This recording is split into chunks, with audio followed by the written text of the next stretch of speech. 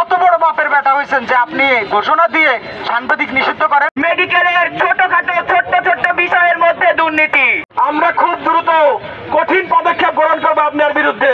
একজন doctor prescription করে দিয়েছেন স্লাইন, আর এক ডাক্তার এসে বলে কি স্লাইন লাগাইছো ফেলাও, এরকম ধমক দিয়ে ওই রুগীর স্ত্রী উনি বয়োজ্যেষ্ঠ উনি মারা যায় হৃদরোগে।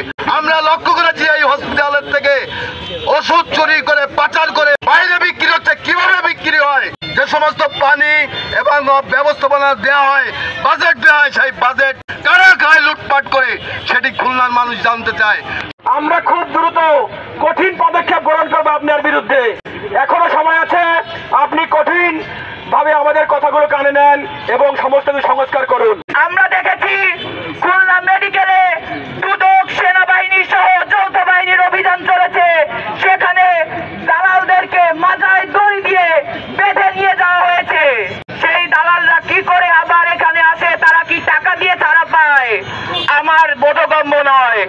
ইসরায়েলে পর্যন্ত সাংবাদিক ঢুকতে পারে, হাসিনা পর্যন্ত ঘোষণা দিয়ে সাংবাদিক নিষেধ করতে পারেনি।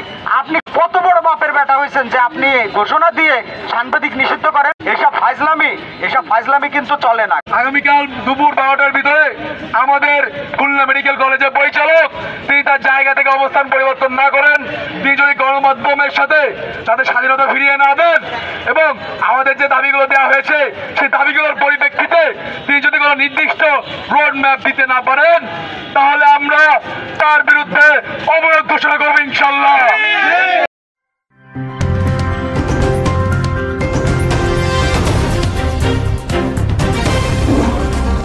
Voice of Tiger.